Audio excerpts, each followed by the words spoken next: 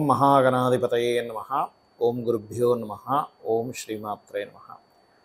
పరమేశ్వర స్వరూపమైనటువంటి జ్యోతిష, వాస్తు మరియు ఇతర అనేకమైనటువంటి శాస్త్రములను మనకు అందించినటువంటి మహర్షులకి నమస్కారం.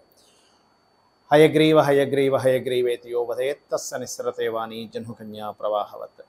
అరుణాం కరుణాతరంగితాక్షీం ధృతపాశాంకుశపుష్పబాణచాపాం అనిమాదిభిరావృతాం మయూకైః అహమిత్యేవ విభావయే భవానీం. శ్రీమాత్రే నమః.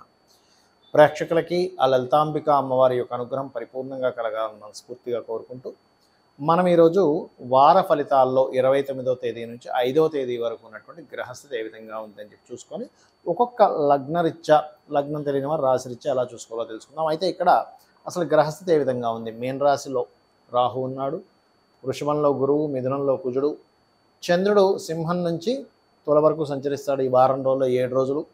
ఇక కన్యారాశిలో రవి బుధ కేతువులు, శుక్రుడు స్వక్షేత్రంలో ఉన్నాడు ఈయన ఈ యొక్క తులారాశిలో. అదేవిధంగా శని భగవానుడు వక్రించి కుంభరాశిలో ఉన్నాడు. అయితే ఈ యొక్క గ్రహస్థితిని అనుసరించి ద్వాదశ లగ్నాల వారికి, లగ్నం తెలియని వారి రాశి వారికి ఏ విషయాల్లో చాలా బాగుంటుంది, ఏ విషయాల పట్ల మీరు జాగ్రత్త వహించాలి, మరియు ఏ దేవత ఆరాధన చేసుకోవాలి అనేటువంటి విషయాలు చెప్తుంది నేనైనప్పటికీ కూడా చెప్పేస్తుంది సాక్షాత్ లలిత అమ్మవారిగా భావిస్తూ ఒక్కొక్క లగ్నం లేదా రాశి గురించి మనం తెలుసుకుందాం. ధనుర్లగ్నము ధనస్సు రాశి. ధనస్సు వారికి కనుక చూసుకున్నట్లయితే మీ యొక్క రాశ్యాధిపతి గురువు ఎవరైతే ఉన్నారో 6వ స్థానంలో ఉన్నాడు. దీనివల్ల కొన్ని ఎట్లా అంటే 6లో గురువు ఉన్నప్పుడు కొద్దిగా ఈ కేసెస్, కోర్టు రిలేటెడ్ సంబంధించిన విషయాలు జాగ్రత్తగా ఉండాలి ధనుర్లగ్నం వాళ్ళు. అనవసరమైన కేసెస్ ఇట్లాంటివి ఇస్తూ ఉంటుంది. సహజంగానే శుక్రుడు 6వ అధిపతి అయ్యాడు, సో దానివల్ల కొన్ని ఫలితాలు జరుగుతుంటాయి. అయితే ఇక్కడ ఏంటంటే ఈ గురువు ఇక్కడ ఉన్నప్పుడు లాభస్థానంలో శుక్రుడు వచ్చినప్పుడు ఒక రకంగా చెప్పాలంటే కొన్ని సక్సెస్ కూడా ఇస్తుంది. ఇక్కడ ఇవ్వదని కాదు, కోటి వ్యవహారాలు సక్సెస్ కూడా ఇస్తుంది. కాకపోతే ఇక్కడ ధనాధిపతి 2లో ఉండి వక్రించినందుకు ఫైనాన్స్ ఎవరికైనా ఇచ్చేటువంటి విషయాల్లో కొంత జాగ్రత్తగా ఉండండి. కాకపోతే ఆన్లైన్ ద్వారా, విదేశీ సంబంధించినటువంటి వాటి ద్వారా ధనయోగం మాత్రం ఖచ్చితంగా వచ్చి తీరుతుంది ఇక్కడ. ఇది ముఖ్యంగా గుర్తుపెట్టుకోండి. అలాగే మరొక విషయం ఏంటంటే ఇక్కడ చూసుకున్నట్లయితే ఈ పర్టికులర్గా వివాహ నిర్ణయాలు, వివాహ సంబంధించినటువంటి విషయాల్లో మాత్రం 7వ స్థానంలో మీకు కుజుడు ఉన్నాడు కాబట్టి ఏదైనా మాట మంతి జరిగిపోయేటప్పుడు కొంత జాగ్రత్త వహించాలి అనేటువంటి చాలా స్పష్టంగా గోచరిస్తుంది ఇక్కడ. ఇది ముఖ్యంగా గుర్తుపెట్టుకోండి. బయట దేశాలకు వెళ్ళి, ఎందుకంటే రాహు 4వ స్థానంలో ఉన్నందుకు బయట దేశాలకు వెళ్ళి అక్కడ ఏదైనా మీరు చూడండి పర్మనెంట్ రెసిడెన్సీ, పిఆర్ కానీ గ్రీన్ కార్డ్ రిలేటెడ్ సంబంధించిన విషయాల్లోని మీరు ఏదైతే ప్రయత్నం చేస్తుంటారో ఆ యొక్క ప్రయత్నం సక్సెస్ అవుతుంది, అందులో ఎటువంటి సందేహం లేదు. కాకపోతే ఇష్టపడిన వారిని, ఎందుకంటే పంచమాధిపతి 7మలో ఉన్నాడు కదా, ఇష్టపడిన వారిని వివాహం చేసుకోవాలనుకునేటువంటి విషయంలో కొన్ని ఘర్షణలు కూడా ఏర్పడుతూ ఉంటాయి. అనుకోకుండా వివాహం, ఎందుకంటే 7వ స్థానం ఎప్పుడైతే మీకు శత్రుక్షేత్రం అయిందో అది అక్కడ కేవలం అది ఉండడమే కాకుండా అదేం చేస్తుంది, ఆ గ్రహం అక్కడ నుంచి కేతువుని చూస్తుంది. అంటే ఏమిటి, వివాహం చేసుకుందామని, తర్వాత కొన్ని రోజుల తర్వాత నేను కట్ అయిపోతానని, ఇట్లాంటివి జరుగుతూ ఉంటాయి. కొంచెం కన్ఫ్యూజన్ స్టేజ్ ఏర్పడుతూ ఉంటుంది. ఎందుకంటే బికాజ్ ఆఫ్ ఇక్కడ ఈ రాశి నుంచి, అంటే లగ్నం నుంచి 2లో ఉండే శని 3లోకి వెళ్ళి వక్రించాడంటే ప్రాసెస్ అనేటువంటిది కొంత లేట్ అవుతూ ఉంటుంది. కాకపోతే మీ గ్రహణం దశమ స్థానంలో పట్టినందుకు ఇది ఒక రకంగా చెప్పాలి అంటే మీకు ఉద్యోగ సంబంధించిన విషయంలో మంచి యోగాన్ని ఇస్తుంది. ఒకవేళ మారినా కూడా ఒక మంచి దొరుకుతుంది. అలానే ఉన్న ఉద్యోగం వదిలిపెట్టి మాత్రం మార్పుకి మాత్రం ఆలోచన చేయకండి. ఉన్న ఉద్యోగంలోనే ఉంటూ మీకు అక్కడ సఫిషియెంట్గా లేదు, ఇంకో దగ్గరికి వెళ్తే బాగుంటుంది అనుకున్నప్పుడు ఇంకోటి వెతుక్కొని అక్కడ మీ టాలెంట్ తగ్గ ఉద్యోగం ఉంది అనుకున్నప్పుడు, కొంతమందికి ఎలా ఉంటుందంటే టాలెంట్ తగ్గ ఉద్యోగం ఉండదు, అలా మారొచ్చు, తప్పేం కాదు. అలాగే కొన్ని ఈ 4వ స్థానంలో రాహు ఉండి మీకు చంద్రగ్రహణం కూడా జరిగింది కాబట్టి కొన్ని తల్లికి సంబంధించిన, గృహానికి సంబంధించిన నిర్ణయాల విషయాల్లో జాగ్రత్తగా ఉండండి. వ్యాపార లాభాలు, శుక్రుడు లాభంలో ఉన్నందుకు వ్యాపార లాభాలు చక్కగా జరుగుతాయి, అందులో ఎటువంటి సందేహం లేదు. ఇక మీరు నరసింహస్వామి యొక్క ఆరాధన చేయండి, అన్ని విధాలా బాగుంటుంది.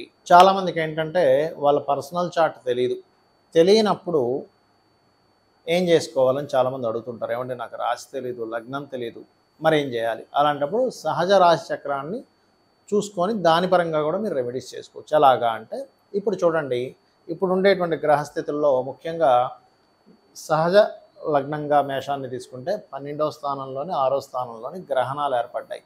అంటే దాదాపుగా చంద్రగ్రహణం నుంచి సూర్యగ్రహణం నుంచి 40 రోజులు అందరూ కూడా ఇన్వెస్ట్మెంట్ చేసే విషయంలో అండ్ అప్పులు తీసుకోవడం ఇచ్చుకునేటువంటి విషయంలో కొంత జాగ్రత్త వహించాలి. ఇది మీకు కనుక తెలియకపోతే మీ జన్మజాతకం తెలియకపోతే ఒకటి గుర్తుపెట్టుకోండి. రెండవది ఏమిటంటే ఇక్కడ రవి వెళ్ళి కేతువుతో ఉన్నాడు. అది కొంచెం సంతాన సంబంధించిన విషయంలో కూడా కొద్ది జాగ్రత్త తీసుకోవాలనేటువంటి చెప్తుంది. మరియు దీంతో పాటు ఇక్కడ ఈ యొక్క శని సింగిల్గా ఉన్నాడు చూడండి. గ్రహాలన్నీ ఇలా ఉంటే ఇక్కడ సింగిల్గా తిరుగుతున్నాడు. అంటే ఏమిటి? తొందరపడి ఎవరు కూడా జాబ్ సంబంధించిన విషయాల్లో తొందరపడి నిర్ణయాలు తీసుకోకూడదు. సరే, తెలియని వాళ్ళు రెమెడీస్ ఏం చేసుకోవాలి? రాహువు, కేతువు, కుజుడు, శని గ్రహాల దగ్గర దీపారాధన చేసుకుంటూ కాలభైరవ అష్టకం కనుక చేసుకున్నట్లయితే అది మీ లగ్నం ఏదైనా, మీ రాశి ఏదైనా పనిచేస్తుంది. ఇక మరొక విషయం ఏంటంటే, ఇప్పుడు మనం గోచార గ్రహాల గురించి చెప్పుకున్నాం కదా. మరి గోచార గ్రహాలు మాత్రమే కాకుండా మీ యొక్క జన్మజాతకంలో అసలు లగ్నం ఏమైందో చూసుకోండి. లగ్నాధిపతి ఏ గ్రహాలతో కనెక్ట్ అయ్యాడు, దాన్ని బట్టి మీ తత్వం ఉంటుంది. మీ యొక్క ధనాధిపతి ఎవరో చూడండి మీ పర్సనల్ చార్ట్లో. ఎందుకంటే 12 లగ్నాల్లో ఒక లగ్నం మీది అవుతుంది. ఆ లగ్నం నుంచి రెండో అధిపతి ఎవరితో కలిసి ఉన్నాడు, నాకెందుకు డబ్బులు రావట్లేదు, మీకెందుకు కలిసి రావట్లేదు, ధన విషయంలో ఎంతో కష్టపడుతున్నా ఎందుకు రావట్లేదు అంటే మీ సెకండ్ లార్డ్ ఎక్కడున్నాడో దాని ద్వారా వస్తుంది. అది పట్టుకోండి మెయిన్గా. అలాగే మూడో స్థానాధిపతి అంటే పరాక్రమ స్థానం కానివ్వండి, అంటే లగ్నం నుంచి ఉదాహరణ లగ్నం ఇది అనుకోండి, మూడో స్థానంలో ఏ గ్రహం ఉంది, దాన్ని బట్టి మీ ప్రయత్నం కానివ్వండి, మీ యొక్క సహోదర వర్గం కానివ్వండి ఉంటుంది. అలాగే మీ జన్మజాతకంలో 4వ స్థానం చాలా ముఖ్యం. ఎందుకంటే చిన్నప్పుడు విద్య ఎంత ముఖ్యమో పెద్ద అయిన తర్వాత ఆస్తి సంబంధించిన విషయంలో, శీల సంబంధించిన విషయంలో 4వ స్థానాధిపతి చూపిస్తాడు. కాబట్టి చిన్నప్పుడు ఎటువంటి సబ్జెక్ట్స్ ఎంచుకోవాలి, పెద్ద అయిన తర్వాత మీరు ఏ డైరెక్షన్స్లో మీ ప్రాపర్టీస్ కొనాలి, ఏ డైరెక్షన్స్లో కొనకూడదు, ఆల్ డైరెక్షన్స్ ఈజ్ గుడ్. అలాగే సంతాన అభివృద్ధి ఎందుకు లేదు, పంచమ స్థానాన్ని బట్టి, వివాహం ఎప్పుడవుతుంది, సప్తమ స్థానాన్ని బట్టి, లైఫ్లో ఏమైనా అప్ అండ్ డౌన్స్ ఉన్నాయా, అష్టమాన్ని బట్టి, అదేవిధంగా ఎందుకు కొన్ని విషయాలు ఎక్కువ ప్రయత్నం చేయాల్సి వస్తుంది, థర్డ్ హౌస్ని బట్టి, అలాగే కర్మస్థానము, లాభస్థానము, అదేవిధంగా మనం ఏదైనా ఇన్వెస్ట్మెంట్ చేస్తున్నాము, ఎందుకు పెడుతున్నాము, ఎక్కడ మనం ఇన్వెస్ట్మెంట్ చేస్తే మనకి ఎదుగుదల ఉంటుంది, విదేశీ యోగం ఉందా, చాలామంది తెలియక విదేశీ యోగం లేకపోతే విదేశాల కోసం ట్రై చేస్తూనే ఉంటారు. కొంతమందికి విదేశాలకు వెళ్తే బాగుంటే వాళ్ళు వెళ్ళరు. మీకున్న యోగం ఏంటో తెలుసుకోవాలి. అలాగే గోచారంలో కూడా ఇప్పుడున్నటువంటి గ్రహస్థితులు నేను ఆల్రెడీ నెల రోజుల క్రితం కూడా చెప్పాను, మళ్ళీ చెప్తున్నాను. ఒక గడిచిన నెల నుంచి కూడా ఇప్పుడు నడుస్తున్నటువంటి గ్రహస్థితి ఏమిటంటే, ఈ రవి ఇక్కడ ఉన్నాడు, ఇప్పుడు ఇక్కడికి వెళ్తాడు. ఇక్కడికి వెళ్ళినప్పుడు ఈ కుజుడు ఇక్కడికి వచ్చినప్పుడు కొన్ని నాయకుల మీద కొంత వ్యతిరేకత, కొంత స్ట్రెస్ ఉన్నప్పటికీ కొంతమందికి మంచి పేరు కూడా ఇస్తాడు. కుజ రవులు పరస్పరము వీక్షించుకోవడం వల్ల కొన్ని బదిలీలు జరుగుతాయి. కొంతమంది సీఎంలు మారచ్చు, ఇంకేదైనా జరగచ్చు కూడా, దేశవ్యాప్తంగా ప్రపంచవ్యాప్తంగా కూడా. కానీ ఇటువంటి ఫలితాలు కూడా ఇస్తాడు. అదేవిధంగా మనం ఈ మధ్య అంతా చూస్తూ ఉన్నాం ఏమంటే, స్త్రీల మీద అగాత్యాలు కావచ్చు, స్త్రీలే వచ్చి వాళ్ళ మీద కేసెస్ పెట్టడం కావచ్చు, ఫలానా వాళ్ళని ఇది చేశారని. ఎందుకు అంటే ఇంతకాలం మనకి శుక్రుడు ఇక్కడ ఉండి ఈ కుజుడు దృష్టి ఉంది దాని మీద. అంటే ఏంటి, శుక్రుడు నీచపడి కేతువుతో కలిసి కుజుడు చేత దృష్టిలో ఉన్నాడు. అంటే ఏమిటి, నీచపడ్డ శుక్రుడు ఏంటంటే ఫస్ట్ ఆఫ్ ఆల్ ఒక విషయాన్ని ఎలాగైనా సరే నేను బయటకు వచ్చి నేను ఎక్స్పోజ్ చేస్తాననేటువంటి తత్వాన్ని శుక్రుడు ఇస్తాడు. దాని మీద కుజుడు దృష్టి ఎప్పుడైతే ఉందో ధైర్యాన్ని ఇస్తాడనమాట. అంటే ఒక మనిషి ఓపెన్ అప్ అవ్వాలంటే ధైర్యం కావాలి. సో ఆ ధైర్యాన్ని ఇచ్చేవాడు కుజుడు. సో ఎప్పుడైతే శుక్రుడి మీద కుజుడు దృష్టి ఉందో ధైర్యంగా చాలా కేసెస్ మనకి ఈ మధ్య చూసినట్లయితే వాళ్ళు అట్లా జరిగింది ఇట్లా జరిగింది చూస్తూ ఉన్నాం. అంటే ఇది జన్మజాతకంలో కూడా ఎవరికైనా శుక్రుడి మీద కుజుడు దృష్టి ఉన్నా కూడా ధైర్యం ఎక్కువగా ఉంటుంది. శుక్రకుజుడు కలిసి ఉన్న స్త్రీ జాతకంలో వాళ్ళకి ధైర్యం ఎక్కువగా ఉంటుంది. ఆ రకంగా ఏంటంటే ఈ మధ్య జరిగిన సంఘటనలు కానివ్వండి, మనం ఆల్రెడీ 9-10 నెలల క్రితం ఏమంటే రాహుకేతువులు మారుతున్నారు, ఇక్కడ జలరాశిలోకి వస్తున్నాడు రాహు, జలప్రలయాలు వస్తాయని చెప్పుకున్న కొద్ది రోజులకే మనకి దుబాయ్ ఇలాంటి ప్రాంతాల్లో విపరీతమైన వర్షాలు పడ్డము. మొన్న మనం చూసుకున్నట్లయితే ఈ యొక్క విజయవాడలో కానివ్వండి, వాయనాడులో కానివ్వండి, ఇంకా ఉన్నటువంటి పరిస్థితులు ఎంతకాలం ఉంది అని చాలామంది అడుగుతున్నారు నన్ను. ఈ యొక్క జలరాశిలో ఉండే రాహు మారాలి ఇక్కడికి.